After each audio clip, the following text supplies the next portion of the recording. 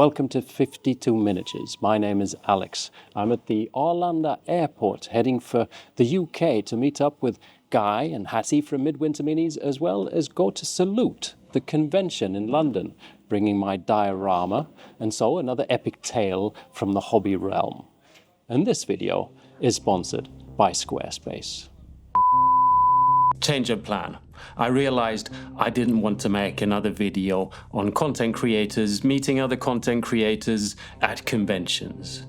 I obviously met great people and had a great time, and I want to share some of that insight with you, but I also just really want to make a hobby video. I want to paint something. I want to paint a miniature and not just show you the glamour of Marmite and fried breakfast. One of the great things that happened during my visit to the UK is I was gifted this 15mm Napoleonic miniature from a patron called Adrian. This miniature is from Essex Games. This miniature, I have great plans for this miniature, and we're going to talk about that throughout the video, but it also kind of represents the initial reasons why I even went to the UK, and is sort of like the figurehead of my hobby journey. And so, let's go to the UK, and let's also paint my first 15mm miniature.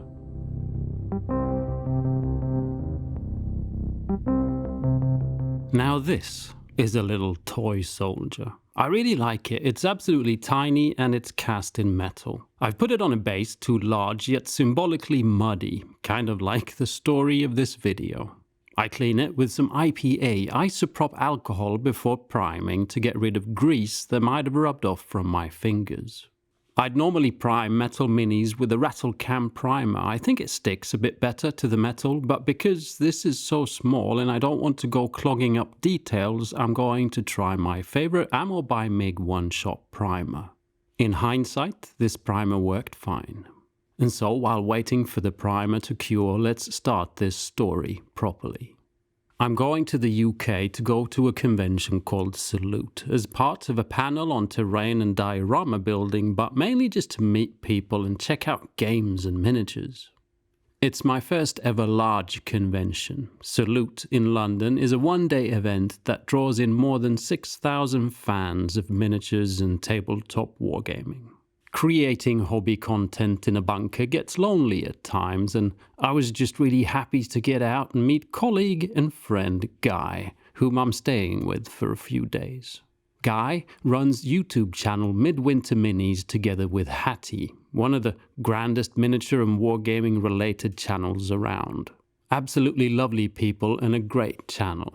I've worked with Guy on some things in the past, and one great thing he did for me was to do the voiceover for my short film The Monster Hunter. A sort of cinematic intro I made for a video that highlights a game called The Silver Bayonet by Osprey Games. The very game I'm test painting this 15mm miniature for.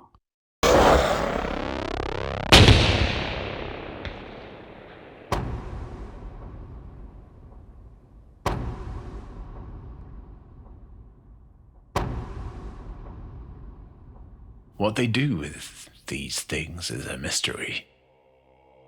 They must have a warehouse full of them by now. Imagine the smell. The shadows are deeper now. The darkness has entered the world and it doesn't scrub off easily. I wonder if there will ever be an end to it. War is simple enough to understand. The hunger of men. The hunger of monsters is something else entirely.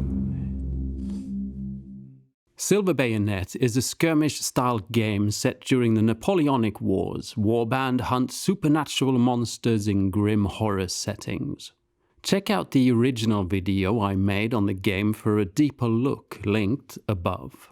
It includes the short film as well. The game is a 28mm game, but turning it into a 15mm game would be pretty cool. Dividing all game measurements roughly by half, a smaller setting, something to bring along when traveling perhaps. But first off, I want to test paint this mini to see how it feels to paint something this small and to see if it's something for me. I started as neatly as possible to block out the different sections with base colors. There's a lot of browns, leathers, straps, pouches, belts, gun stock and a backpack. So to contrast all that, I want vibrant uniform colours. As Silver Bayonet is an alternative universe, I can paint any colour scheme I want, and for some reason settled for orange and green. This is just alternative history with a fantasy twist type inspiration at its best. Picking a historical miniature and just doing your own thing kinda takes the edge of the actual real-time war involved.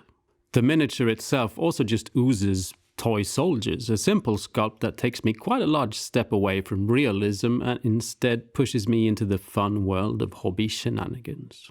And it's small. This is the first time I've considered getting some kind of magnification when painting. Not smearing paint everywhere is difficult. I think working on a black base coat is pretty good so that wherever you don't get paint, like hard to reach areas, it's not excessively visible.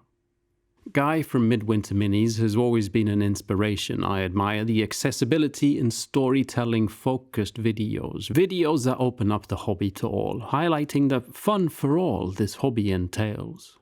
When I arrived, Guy was working on refurbishing his monstrosity of a 40k tank with some coaching by Mamikon. Mamikon, a golden demon winning painter with tons of knowledge and tricks up his sleeve.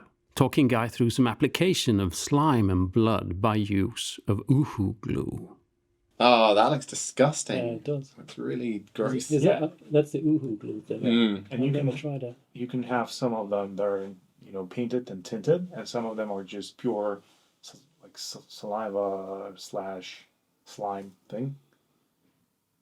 Especially on the eyes, we don't want to. The Uhu glue trick is well worth checking out if you ever need some stringy special effects. Now both me, Guy, Hattie and Mamikon were going to bring miniatures to Salute to enter in their miniature painting competition. I had my pirate goblin diorama built for the terrain panel, but the rest of the gang convinced me to also enter it into the painting competition. And so I, a little nervously, assembled my disassembled diorama. This diorama has its own video linked down in the description, as well as Guy's tank monstrosity video. We packed everything up, hung out, together with friends Ant and Steve, ate pizza and played Uno. Not a game for the faint-hearted. I believe Mamikon is now my arch nemesis in Uno. Something about these sunny and ice-creamy and rich days with Midwinter Minis reminded me of a bottom line of this hobby that I at times forget in the seriousness of mixing paints and overthinking color schemes. That it's also meant to be a laugh. That painting minis is fun. That playing games is fun. That sharing time with others doing this stuff is fun. To paint minis to be able to get them on the table so that we can play games together is a great deed. And to honor that superpower, even though I always stick my foot in detailed painting, I decided to try and just paint this little miniature in an hour or two to prove to myself that playing Silver Bayonet with friends is a possibility and not just a dream. Something I managed, by the way. The style of this miniature just helps to bring on the hobby joy as well. There's something about being able to say your miniature looks cute that tickles my funny bone. My Napoleonic symbol of carefree painting and a game or two with friends. A little symbol of my time with Guy and Hattie. Oh, and I don't think a squad would have taken much longer than an evening in an assembly line manner. The minis are small, and that means it's really easy to decide that excessive detail work is too fiddly. Discarded without too much remorse. I highlighted up my base coats as well as I could. I think going vibrant is even more important on something as small as this. And as I'm going to weather this fellow a bit, going bright is an important step too. Now these are the paints that I've used for this paint job. I've intentionally... Hey, down here. Yeah, have you ever heard about Squarespace? Yeah, of course, the sponsor of this video, but I was... Exactly. Let me tell you some more. Okay. Squarespace is an all-in-one platform for creating websites, an intuitive platform that I've been using for some time. Lucky for me, there's no need for expertise. You can choose between carefully curated layouts or start a completely personalized website with the new guided design system, Squarespace Blueprint. A tailored website to suit your needs up in no time, optimized for all devices and with optimized SOE tools so you show up more often to more people. For me, Squarespace has been a great tool, starting with a nice template that I can adjust for my specific needs. I've created a website with introductions to my work, with galleries of my miniatures and such. It also hosts my online store. Customizing the shop with print-on-demand t-shirts as well as my own artworks and downloads has worked out well, and with a back end that makes my side of things simple when dealing with deliveries and fulfillment. The checkout and payment options for customers works seamlessly, accepting credit cards, PayPal and Apple Pay, but also pay later options like Afterpay and ClearPay.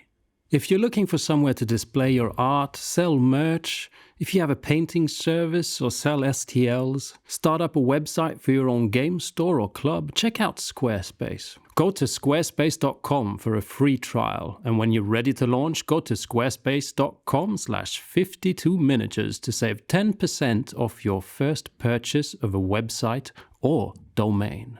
Okay, thank you, Alex, and thank you, Squarespace, for sponsoring this video.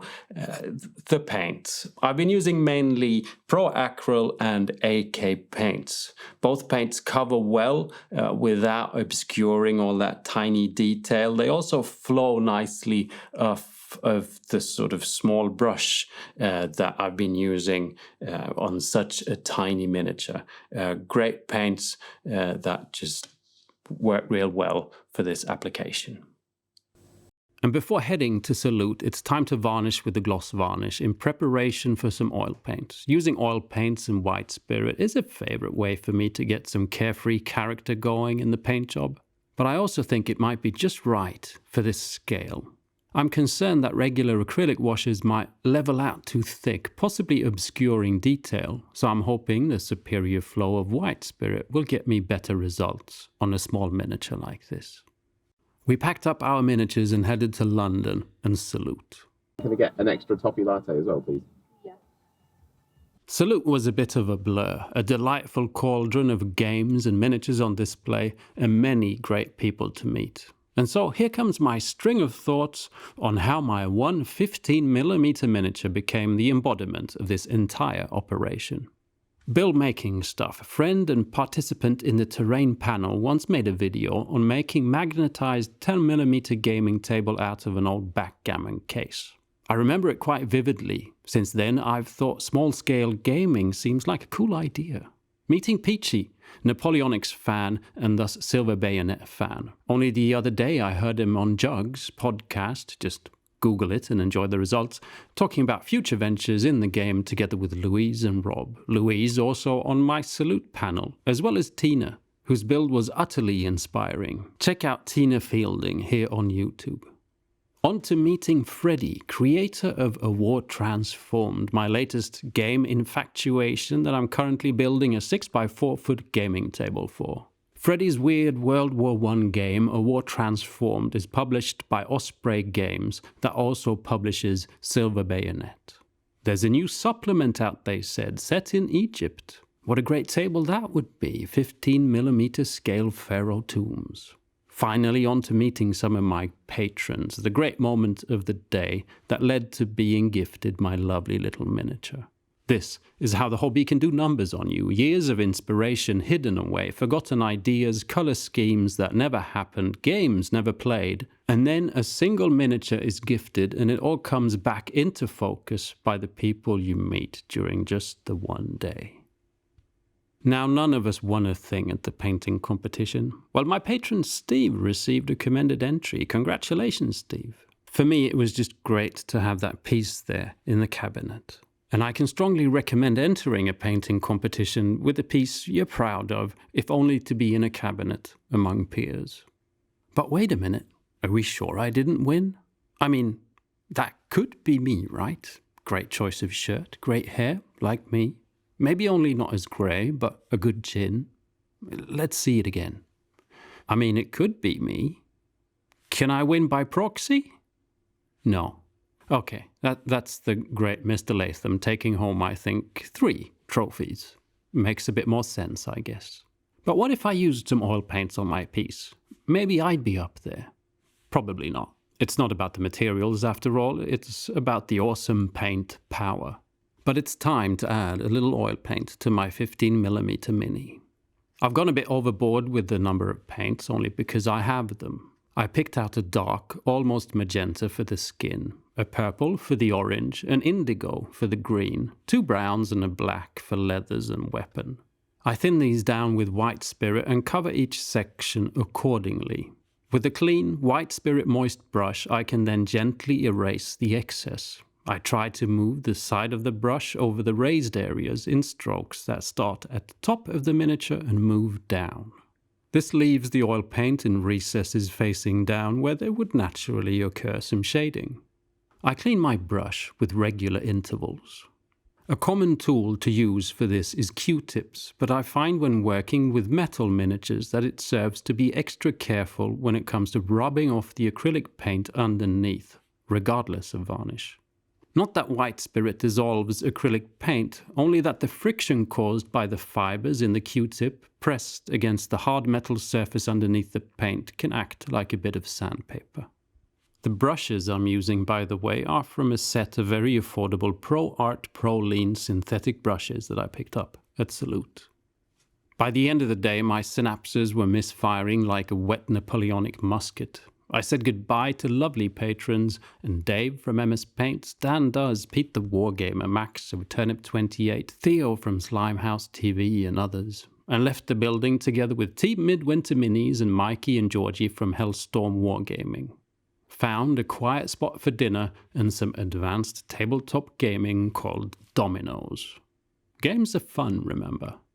A last goodbye to the London skyline and a great end to my first UK convention. The end has also come to this paint job. After a little dry pigments on the base followed by a layer of ultramatte varnish, and this 15mm symbol of my journey is complete. All often reoccurring, yet at times misplaced, pretentious ambitions kinda got left behind, and it was just a fun and simple paint job. I haven't decided if I should do full warbands for Silver Bayonet with this style models. I'm also a fan of things more rogue looking and not straight up army men. I'm very hooked on the idea though, so please let me know in the comments what you think. Thank you to Guy for taking me in and taking such good care of me. The day after the convention, we recorded a podcast linked down below if you want the full story of what happened.